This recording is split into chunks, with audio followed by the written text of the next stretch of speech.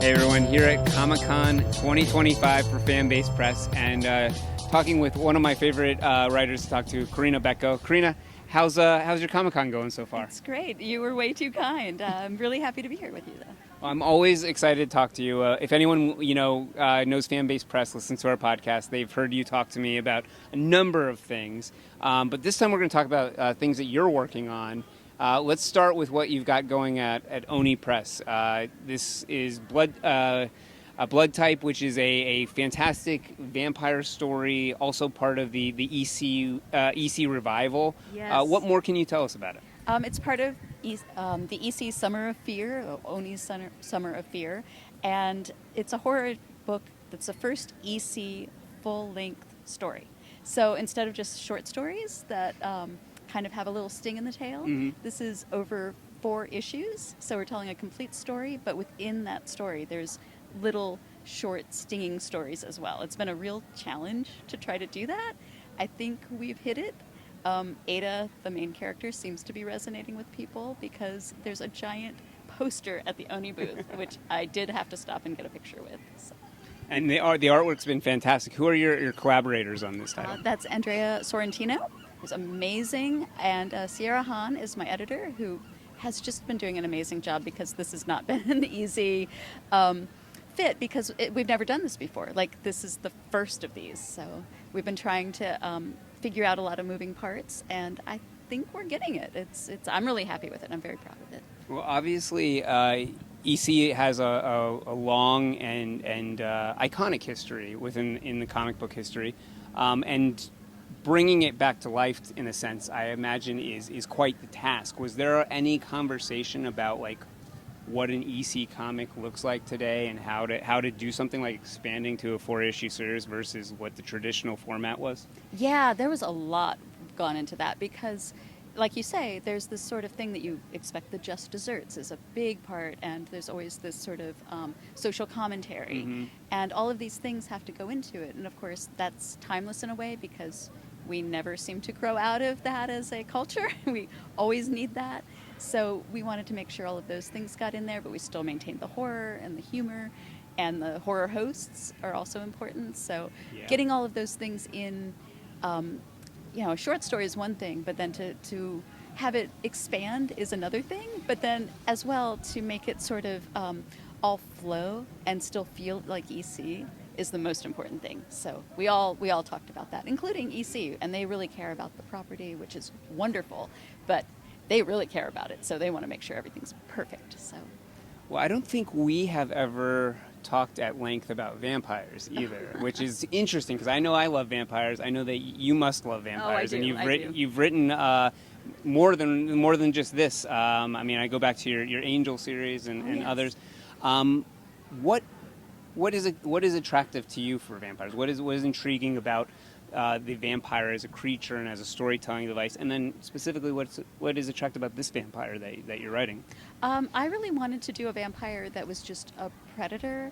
She's a very intelligent predator, but she does not have the kind of like weepy, mopey, I love a mopey vampire, but she's just very happy with who she is. I wanted to see a female vampire who was just like, this rocks. I'm immortal, and I can eat these beasts, and that's cool. I thought there was time to see more of that. In general, I really like how you can build on a vampire mythology and do all sorts of other things, say other things. But in this case, I wanted to tell a straight-ahead vampire story. So it's a little bit harkening back to, I did Aliens versus Vampirella. Oh yes, that's another one. Back in the day, and she's another one that seems very happy with herself, and it's just like, yeah. And I kind of love that about you can do that with vampires too. I think that's wonderful.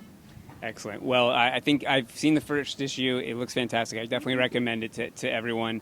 Let's talk about what's going on at Dark Horse. So, Sister Imperator. I am less familiar with this. I mean, it's attached to the band. Can you tell us about, I guess, the concept and then your involvement to it? Sure, yeah. So the band Ghost has this very elaborate mythology baked in that spans decades. There's all these characters. They have these videos that are little like movies, kind of. That well, there's the music videos, but there's also movies that they do. They're shorts, and so this is a character that was always in the background, but she was sort of the power behind the throne. And they hadn't talked a lot about where she came from. So this was in collaboration with Tobias Forge, who was, not was, he is the lead singer and the power behind Ghost. So he had a very elaborate backstory for her. But he's a writer of songs and mythologies and all of these things. So they needed somebody to be able to craft that into almost shove it down into this decades of history of this character. So it's kind of revealing how she became what she became, and how she affected both the music and she's another very killer instinct woman, which I've had so much fun with these characters, honestly, this year especially. So these both characters seem to be, from your description, they know who they are. They're empowered by who they are, and they are making no excuses for it. Yeah, that's absolutely true. And for Sister, she's a little more haunted, literally, by her past, but she's fighting those demons a little more, as opposed to Ada. When I went off with the vampire, I'm like, okay, well, maybe this is what the full-fledged version could be. Do either of these storylines, do you think they should be seen more as standalone stories, or do they have the potential to continue on? You know, I really hope that both of them could. I mean, certainly for Sister Imperator, she's part of an elaborate mythology. I hope there's more comics exploring all of that. The backstory Tobias had for their characters is incredible, and I hope that the fans for Ghost really get to see more of it. I think they love just the mythos is great. But for Ada's story, I would love to do a second volume.